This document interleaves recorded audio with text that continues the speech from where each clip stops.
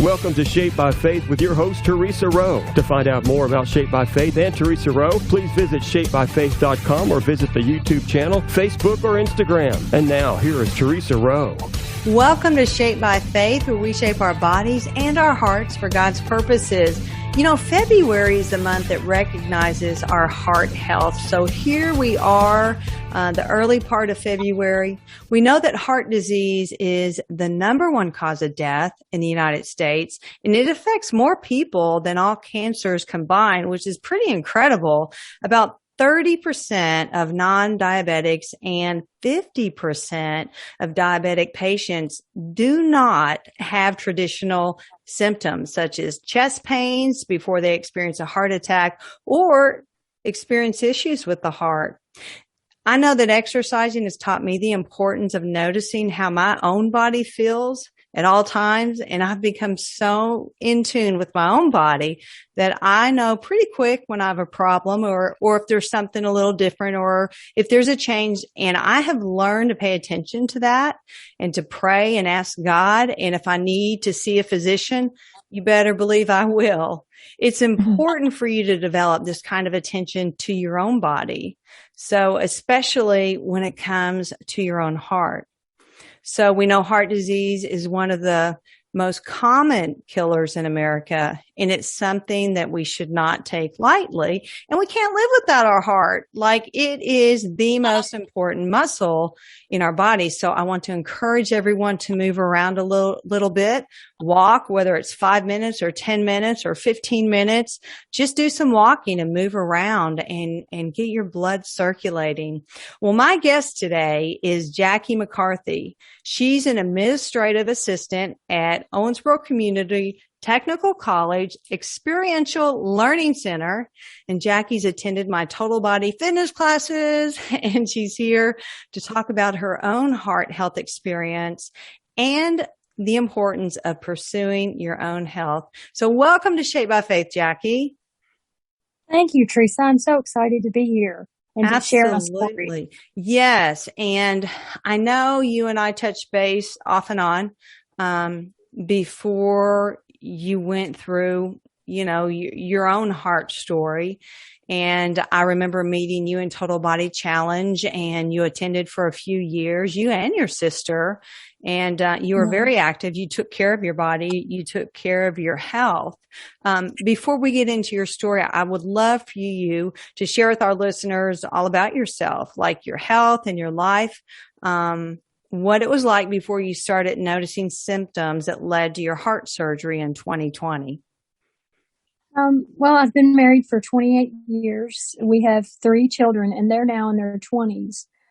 I've always been active and tried to be health conscious, getting checkups, following doctor recommendations, and I've placed a great deal of trust in my doctors. I returned to school as an adult and finished an associate's degree at 48 and started working at the community college from that experience. So that led me to the job I have now. And tell us about your job, Jackie. What do you do in your job? What's the Experiential Learning Center? What's that all about? Well, the Experiential Learning Center is part of a federal grant. It's a Title III Strengthening Communities Education Grant. I think that's correct. It's a mouthful. But our purpose is to make sure that students have some hands-on learning in their field of study before they graduate, whether that be with job shadowing, internships, paid, unpaid, different types of experiences, so that when they do graduate, they know a little bit about what they're getting into. They don't graduate get into something and say, oh my gosh, I didn't know what this was. Oh, that's a great idea. We also provide help with resumes, mock interviews. It's really a great thing for anyone who's just starting to go into that career path. Interviews are very scary, and especially when there's so much riding on them. You're trying to get a job, you're trying to get an income established, and it can be daunting for someone who's just getting out of school. Absolutely. And, you know, interviews, it seems that they have changed in the past 2 years a little bit. You know, with COVID and then now Omicron, it seems like there's more Zoom interviews or more Zoom meetings, and those could be, frightening as well, being on video and, instead of in person. So that's a great program. Great ideas. Well, Okay. Let's get into, okay. So in 2008, you were sent to a cardiologist, and why were you? I had a routine checkup like I would do once a year, and they did an EKG, which is part of that checkup, and found a heart murmur. And the nurse told me not to be alarmed, but it was best to have it checked out. So I had no experience with that at all. I was young and very healthy, and I really didn't. I thought, okay, she said not to worry about it, so let's not worry about it. I saw the cardiologist 3 times within a year, and he told me I had mitral valve prolapse, which is also called heart murmur, and it's very common. Mm-hmm. He said I should avoid caffeine, and that his exact words were, "This will not kill you. It will aggravate you until you are dead." And so, I thought, well, all right, I mean, it sounds like this is not anything to worry about, but, Right. I went on and I took the caffeine thing very seriously. I was very cautious with that. Leaving that day, I felt like, well, this is not an issue. We looked into it and we're good. Mm-hmm. Okay. So let's skip ahead to 2012. You said you were diagnosed with hypothyroidism. Can you tell us about that? And were you treated for it? And what was that? Well, I had struggled with being tired. And, I had 3 small kids. And so who wouldn't be tired? You work full time, you've got 3 kids, you've got a lot going on. But my tired seemed a little too much tired to the bone kind of thing sometimes. So when she told me I had hypothyroidism, I was not surprised. There are other people in my family who also have that. So I think it tends to be genetic. What is hypothyroidism, Jackie? My thyroid basically did not function, and the thyroid is referred to as the gas pedal of the body. Mm-hmm. It regulates all of the chemicals that make everything in your body work, even your brain. I mean, everything is somewhat chemically driven by some chemical our bodies produce. Okay. But my thyroid wasn't working. It wasn't giving me anything. So they treat that with thyroid hormone medication in a daily pill. And then you have regular blood work done to monitor those levels and make sure that they're appropriate. Mm-hmm. And I had a great doctor then, had a good experience for about a year, and she left her practice. Oh. So I began seeing a local endocrinologist, and I would see them once a year to monitor this, to prescribe this medication, and once again, doing what I'm supposed to do. As far as your hypothyroidism, when you started taking that hormone pill, Jackie, did that seem to regulate it? Did you notice a difference? I mean, were you as tired? Did it help you? It helped me a great deal. It increased my energy. There's so many things. Like, my hair is fine anyway, but it made my hair so much better. I had really thin, fine hair, and like now my hair looks completely different. It's not uncommon for people who have hypothyroidism to completely lose their eyebrows, to just lose, ridiculous amounts of hair. Everybody loses some hair when they brush their hair, but if you have a thyroid disorder or hypothyroid, you lose quite a bit more.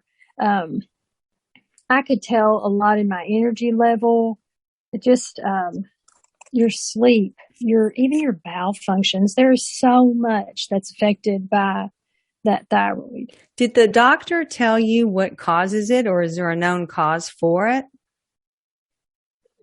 No, I mean, she really didn't say. I don't know that there's if there is a cause, I don't know what that would be. Mm-hmm. I don't think she would mind saying. My mother has it. I knew my mom had it, but until you have something, you don't really, people tend to dismiss that as like, oh yeah, you take a pill, it's not a big deal. It is a big deal. It's a real big be. deal. Well, we're going to It can take be a huge deal. Yeah, we need to take a really quick break here, Jackie. So let's take a break and we'll be right back with more Shaped by Faith. Everyone stay tuned. Welcome back to Shaped by Faith, where we shape our bodies and hearts for God's purposes. My guest today is Jackie McCarthy, and she is going to unfold her heart story for us, which she's doing right now. So, Jackie, before the break, you were saying that you started seeing an endocrinologist for several years. So, tell us about that and what is an endocrinologist and what were your checkups like, and did you have to watch anything or notice anything? Okay, well, to fully explain what an endocrinologist is, I'm not even at that level. Basically, okay. That's a big ask. Yeah. So, I did see this person that I guess the thyroid hormones that are should be produced by your body are part of the endocrine system, and so that person would monitor all those things and have the background to be able to treat you if your body didn't work properly. So, I saw, it's a once a year checkup, but then about every 3 months, you get blood work done while they're trying to determine if your body's responding to the medication and whether your level is good or bad. And it gets very complicated because there's something called T3 and T4. And those two levels have to be at an optimum to work together. And if one or the other is off, then things aren't good. It's too far over my head to explain T3 and T4. But these are the things they look at with your blood draws, and it sets your medication level. There's a lot of different medications on the market, and your doctor decides, what you will take. So basically, that's what I was prescribed the medication. The first medication I took, I had a reaction to. It was causing me to have heart palpitations, which are really scary. Yes. So I had to switch to a different medication. And at that time, aside from having a murmur, I didn't have any heart problem that I was aware of. So it involved a few changes in medication. Your level would be lowered, raised, trying to find that perfect level that you would stay on. So were your levels good when you were seeing an endocrinologist? Well, they told me they were good. Okay. When I would go to these appointments, I don't think I could ever begin to totally figure out all of that. But, they would tell me, okay, things look good. This is good. My energy did improve. I felt better. So I'm trusting that, okay, these are good. I'm okay. And I know you were attending my Total Body Challenge classes for a few years there. And I believe that was in 2015 and 2016. So how were you feeling while you exerted yourself like that? Well, I was always tired. I don't know if you might not remember, but I remember that I would be yawning during the middle of the class, which it's a really good total body workout, just like what you're saying. And to myself, I thought, I'm getting older. I'm supposed to be tired. I've been at work all day. Sure, I'm going to yawn. But looking back, it was highly abnormal to be yawning so many times during the middle of an exercise workout. True. Okay. I didn't know. Well, that's okay. That's okay. Okay, let's skip ahead. 2019, you noticed some changes in your health, and that's good because, we should have that awareness. Hey, something's off or something doesn't feel right. So, tell us what symptoms you were experiencing. Well, mitral valve prolapse causes something that I now know is called bradycardia or slow heartbeat, and tachycardia or fast heartbeat. And so your heart, to me, when I described it to a doctor, I would say that it sort of felt like my heart was vibrating. And on the average, we really shouldn't feel our heart beating unless we're experiencing some kind of like maybe when you're exercising, you're exerting yourself. I had begun to feel my heart beat a lot during the day. Okay. And it gradually happened. So it became I just thought I was supposed to. I remember one day asking my aunt, do you feel your heart beating all the time? And she's like, no, I don't. But I didn't know. You don't know what you don't know. And when you're feeling something in your body, you just think everyone else feels it, right? I mean, I totally get that. Right. I do. Right. And every practitioner that I had seen, I had nurse practitioner that I would see for, if you have a sinus infection or a little thing that happens to you. And I would ask them about the heart and I would say, my heart has changed recently. And, does that sound okay? Is this normal? And every one of those different people dismissed that and told me, oh yeah, that's normal for mitral valve prolapse. You're going to feel that sometimes. It's going to aggravate you. And that resonated with what I'd been told back in 2008. So I began to think, I'm just being anxious here. I need to just not worry about it. But you still knew deep inside of you that maybe that's not supposed to be going on, but I'll just go with the flow because everyone says it's okay. Right. If you're hearing from different people and physicians that that's normal, blah, blah, blah, I mean, you're going to think, okay, all right, fine. This is just what it is, Right. Okay. So we want people to know, though, how important it is for people to pursue their health when they feel like something is going on, even if they've been told everything's fine. Now, I'm not talking about, hypochondria, nothing like that. I'm talking about if you have a knowing that something isn't quite right, you don't need to leave it. You need to continue to pursue it. So in February 2020, your doctor ordered an ultrasound of your heart, right? Right. Okay. Actually, before that happened, advocating for myself is huge now. At the time before, I didn't do so as much as I should have because I just didn't know.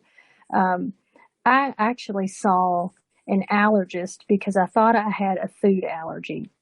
And he is the first person who listened to my heart and showed alarm. He came in and talked to me and said, do you have a heart problem? And I was just there I thought I had something else completely. And he referred me back he asked me if I'd seen anyone, referred me back to that original cardiologist and said, you need to see someone. I don't want to alarm you, but your heart sounds and your blood pressure are, there's something that are unusual to me. And he referred me on. So when I went to see that cardiologist, they did a ultrasound of my heart, and it revealed that the mitral valve prolapse was moderate. And he wanted me to then start coming back every 6 weeks. And this went on for 9 months. I would come every 6 weeks. He would listen. He would ask me if I was having chest pains, which I never had any kind of chest pains. During that period of time, I started having more shortness of breath. Someone in my family has asthma, so I thought, well, maybe I have asthma. I just didn't know. I never thought it was my But that's heart. a symptom, Jackie, shortness of breath. Right. But you don't think you're having shortness of breath right off the bat if you don't have a heart problem. You just think, oh, I'm old and fat. Oh, and I come on now. Breathe, We're going to speak God's word over you. Well, this is what people, you start to think, well, I'm getting older and I'm this and I'm that. But, really those aren't appropriate thoughts for, it's not always that you're getting older. That's right. And other medical practitioners will tell you that, well, you're aging, but not all of that's normal. So, that's right. That shortness of breath is definitely, and once it increased, then I recognized it as something more than just I've ran some stairs or something, All right, let's take a real quick break because I really want you to get into this next part. And we don't have a whole lot of time left. So we'll be right back with more Shaped by Faith. Everyone stay tuned. Welcome back to Shaped by Faith. Jackie McCarthy is my guest, and she's talking about her heart journey. And Jackie, you were talking about your ultrasound that you had of your heart. So why don't you take it from there? I had a second ultrasound after 6 months of seeing the cardiologist, and it revealed that my prolapse was now severe. So I'd gone from moderate to severe, and I was still told, after being asked, was I having chest pains, that we would monitor the situation.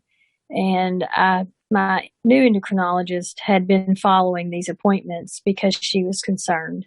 And so she recommended a second opinion, which I gladly accepted and went out of state to see a cardiologist. And that led me to someone who explained more about my condition in a 30-minute appointment than I had gotten all those years. Wow. The following week, we did a TEE, which is a test you're sedated, and they put a camera down your throat to take pictures of your heart. And that revealed to her that my mitral valve was in stage 4 failure. There are no stages after 4. So that was shocking to me. All this time I thought I'd be taking a medication. Never dreamed I would have open heart surgery. That was not even anything I'd ever considered.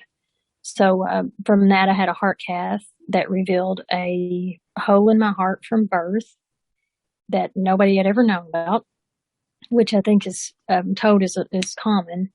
But I was sent to Nashville for a non-invasive mitral valve repair and repair of the hole in my heart. And so suddenly I was a 50-year-old female healthy person who was now facing open heart surgery. And there is nothing non-invasive about open heart surgery. No, I know they call not it at all. I'm not laughing. I've been through it. I know. Right. Exactly. They went through about a 2-inch incision in my ribs to get to my heart, and then it's robotic assisted. So it's very miraculous, but at the time I wasn't thinking how miraculous it was. I was just really overwhelmed. Even though he said there was only a 1% chance of death, it's just a sobering thing to realize that you're going to have this. And I, even with faith in God, I was terrified. It's one of the toughest things I've ever faced. But you did have faith in God, and you knew God was with you. But you're right; it's kind of scary. No bones about it. It is. Absolutely.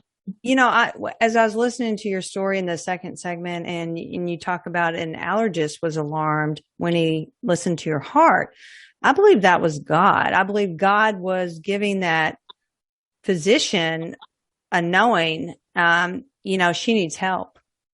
Mm-hmm. And I think it was instrumental and key to your health that you got a second opinion. And there is nothing wrong with getting a second opinion. I have gotten second and third opinions before because it's our health. It's your body, and you have to take care of it. You know, God's given us this gift to live in, and it's ours to have on this earth, but we're to take care of it as well. But he also gives us a knowing. And we may not know exactly what that is, but he gives us that. Is there anything you wish you would have known, Jackie, before your heart surgery that you didn't know? I wish, and I accept a responsibility that I should have looked into things further, but whenever people make so light of it, you don't think it's anything. I wish I had known more about sodium. I wish I had known at the time of having a heart murmur and a mitral valve prolapse that I was now considered a heart patient, and I needed to be very adamant with my heart health. Mm-hmm. Because actually they just was dismissed like, oh yeah, this is no big deal. People have this all the time. It could have helped me a lot to be more proactive in my heart health. Mm-hmm. And just to, do, if I had research needs to be more than the internet. The internet is great, but there there are other options. Get some books, find some information, because the internet can sometimes lead you down a rabbit hole or send you to like the direst circumstances. And so it's important to have different things to look at. And doctors are very busy. I don't want to discredit anyone, but they miss things. And sometimes you just need to keep pushing for your own health. Don't let anyone dismiss you until you find someone who has, some opportunity to help you to keep asking. Right. And doctors are only human. We've got to take that into consideration. I mean, God gave them talents and giftings as physicians to do what they're doing, but they're also human. And God has given us that discernment when we are believers in Christ, that discernment to know, maybe I need to get this checked out. And He's given us that knowing. He's placed that inside of us. Jackie, I want to thank you for sharing your story. It's an incredible story. You can help so many people. And we need to watch our sodium intake. We need to exercise. We need to take care of our own heart health. And the Holy Spirit lives in us, so we need to take care of this temple God has given us. But thank you so much for sharing your story today. Well, thank you for the opportunity. I hope that it can help someone who may be, experiencing some things to go ahead and advocate for themselves and, get checked out, figure out exactly what is happening. Absolutely. Well, thank you, Jackie. And thank you for listening. I'm Theresa Rowe. Everyone have a blessed day. Bye. Thank you for listening to Shaped by Faith with Theresa Rowe. Remember to visit shapedbyfaith.com to find out more about workouts, the TV show, podcasts, blogs, Shaped by Faith products, and much more.